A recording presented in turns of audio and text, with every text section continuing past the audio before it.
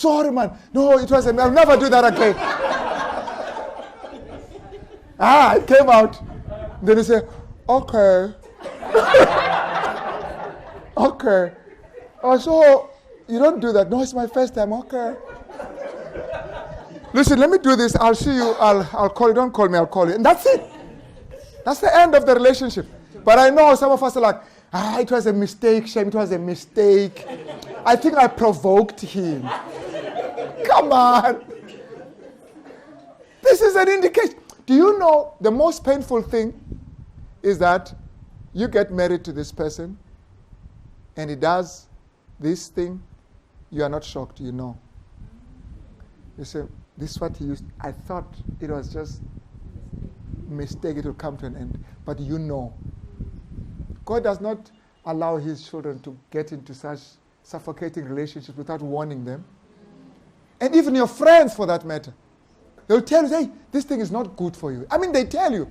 I mean, God uses them. They see, they said, and the guy says, and then, you know what he does? Once she does, she breaks the relationship with you to have this one. She sacrifices the relationship. I mean, from childhood. We've known each other from childhood. You just met this guy just last month and you're prepared to sacrifice your relationship with us.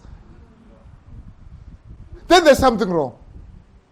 And the other guy says, your friends, I think they want to, you see, now you know you're getting in an abusive relationship. So he cuts all the relationships that you had so that you can just be with him. Make sure you don't go with anyone. You're always there, and then you know you're in trouble. That's the addictive part. And we can come up with, we can think of all kinds of, I mean, as I'm speaking now, you can imagine someone you know that was once in this thing. And it could be you. Maybe you are still in that thing now. You don't know how to get out because you're getting so much from that relationship. I was saying to one guy recently, I said, listen, I don't know how to put this. We'll put it nice so that it doesn't break him. He says, I've done this for this person. I've done this for this person. I've done this. I've sacrificed. I've done this. I said, you know what? And now, this is what she's doing. I say, you know why she's doing that? Because she doesn't need it. She can live without it. All that you were doing, she's fine. That's why she's breaking the relationship. But the problem here is you are not fine. And yet you're the one sacrificing. Why is it that you are not fine? Because you should be actually pitying her that, hey, I wonder who's going to take care of her. I'm worried because I was doing all these things for her. So you should be worried that now she's not going to get that because you were giving that to her.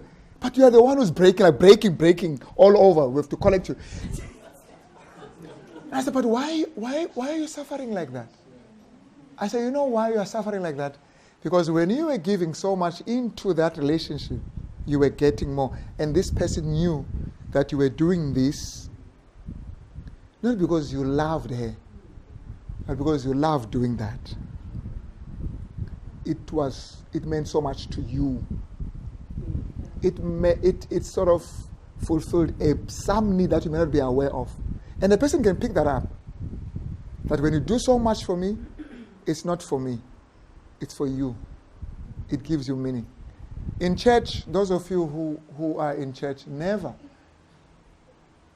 give so much to the church that it actually gives you meaning. Because when the church stops to appreciate, you will leave the church. And I've heard people say, after all the things I've done for them, you know that piano? I bought that piano. I did that. What were you trying to do when we were doing that?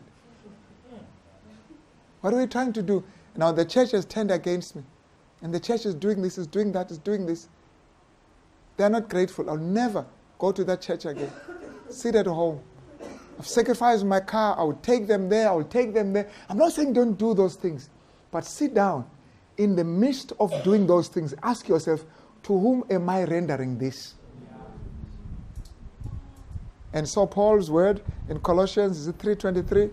Whatever you do, do it to God and not to man.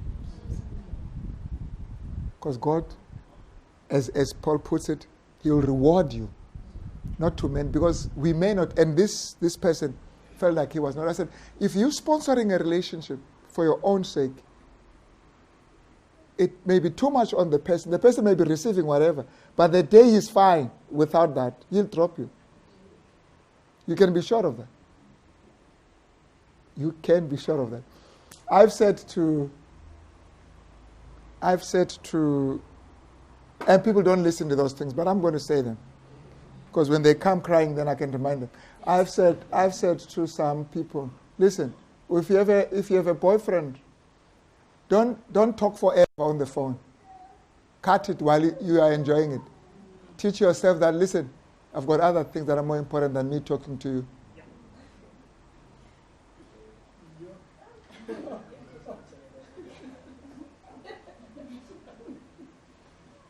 Sorry, I have to go. I'm not going anywhere. Yeah, I have to cut that thing. Yeah.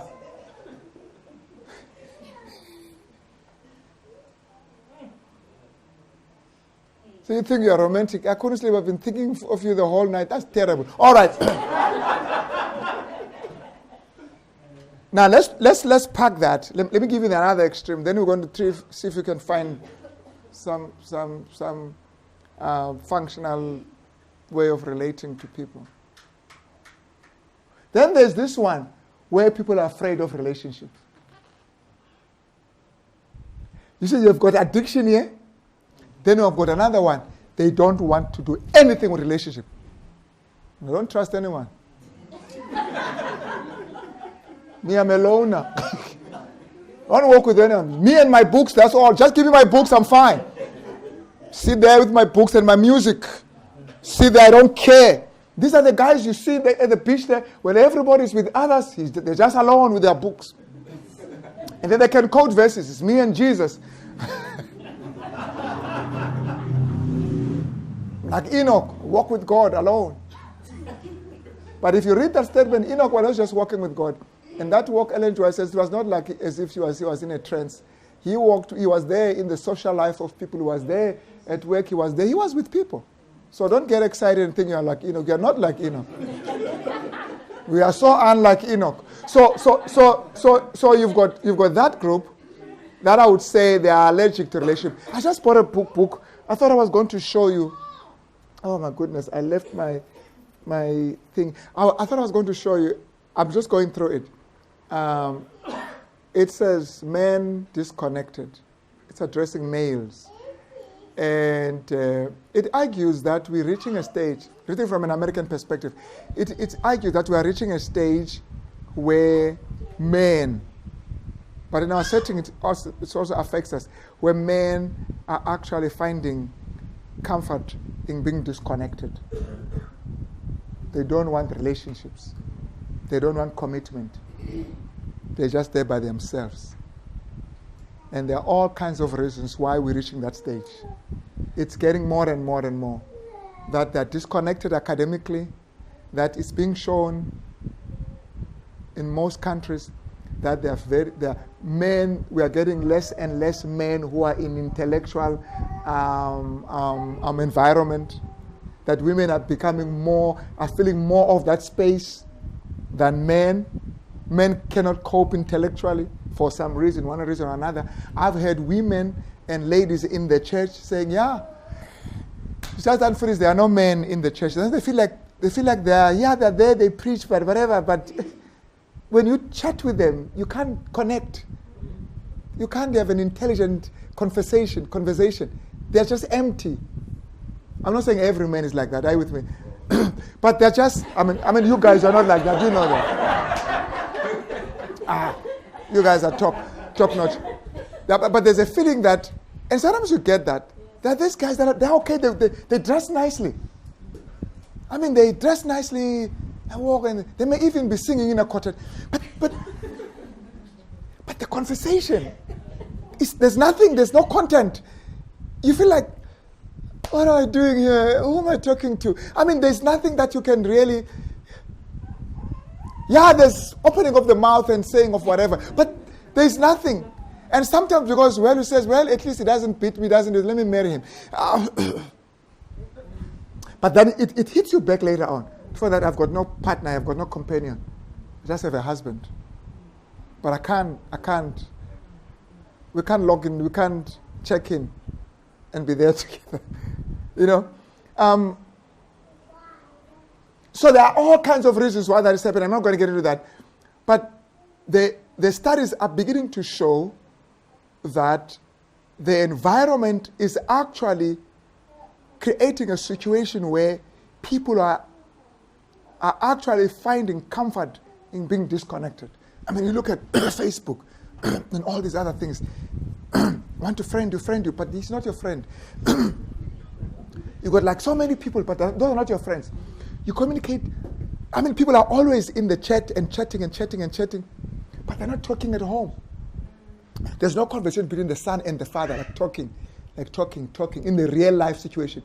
People are running away from the real life situation. They're hiding in the cyber world, and all they're doing is chatting on the whatever, chatting, but they can't have a real conversation. They can't sustain a real conversation where they're talking. You see, when you hide behind that, and it comes in many forms, you can never be disappointed. I mean, you can always control that. You can shut this off. You can just mute that one, or what's the other one? Yeah? Unfriend or block. You can always block the one you don't like. But how do you block me? I mean, how do you block me? How are you going to block me?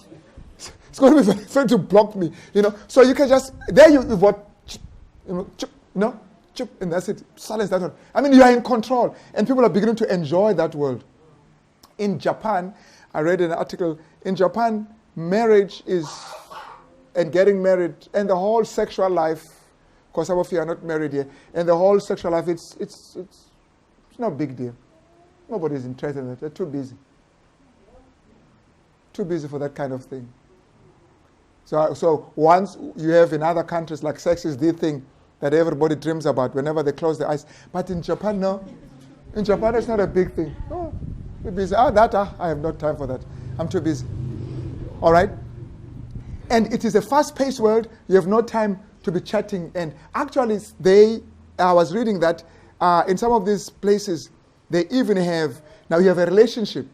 And then there's an app that you can download. I can't remember the name of the app. It's good I don't remember, so that you don't have to download it. It has all these things. You can schedule what this app should send to your friend. So you put and then you just say, I miss you, man, it's good to, it's just send those things. You don't have to be sending that.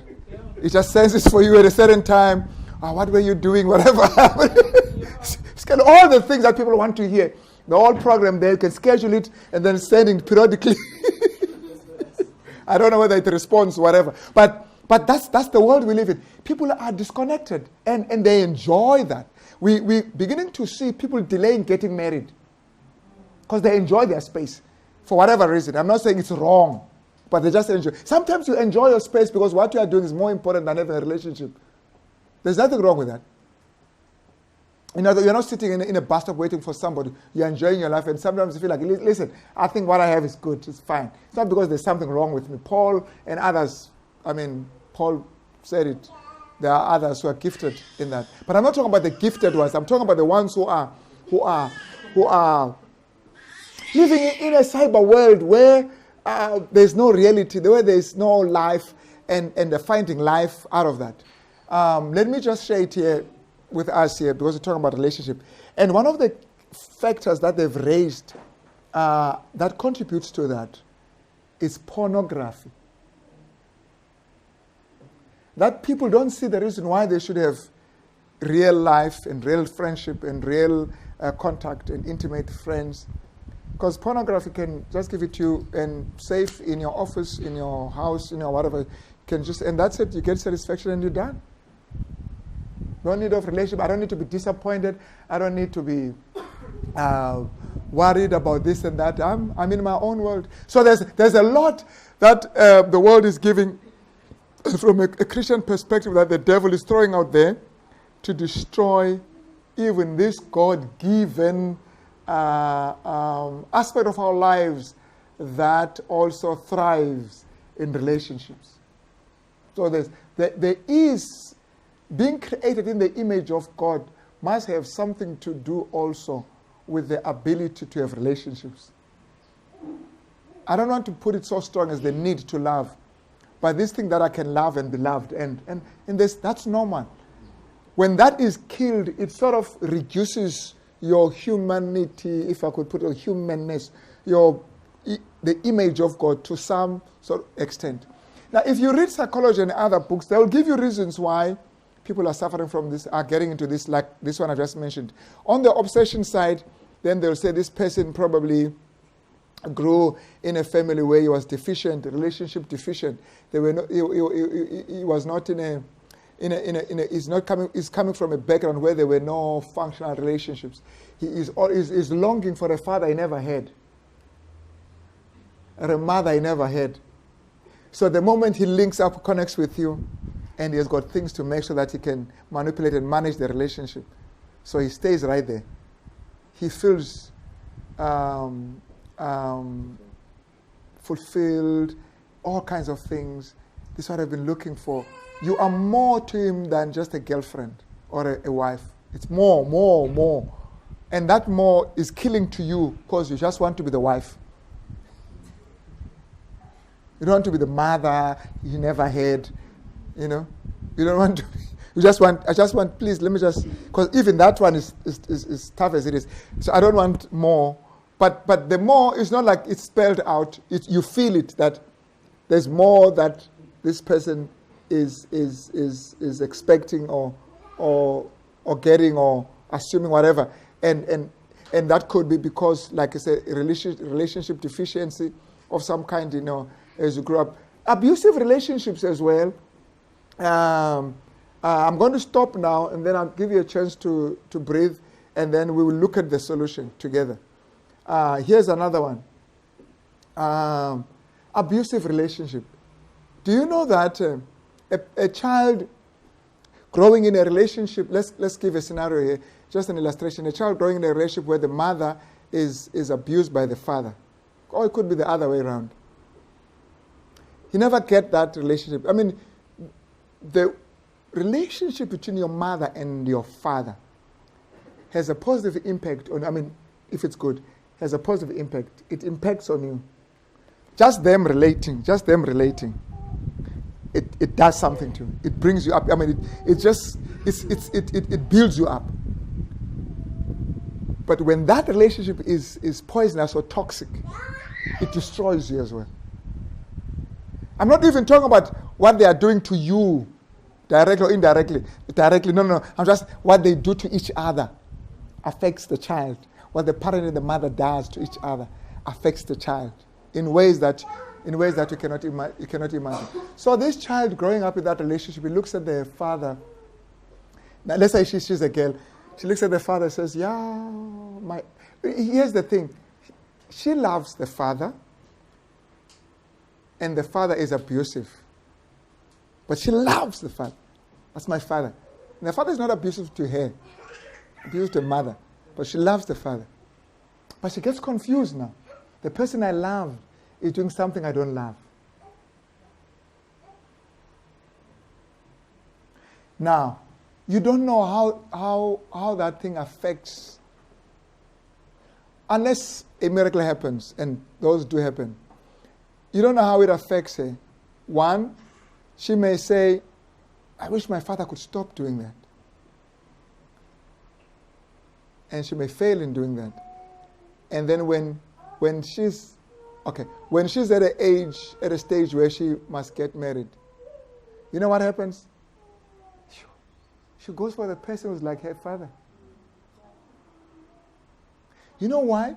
Because she meets this guy who's rough. Like, hey, if you don't come, I'll leave you. But this guy just reminds her of her father. And that's the father she loved. All of her, she falls in love. I said, wow.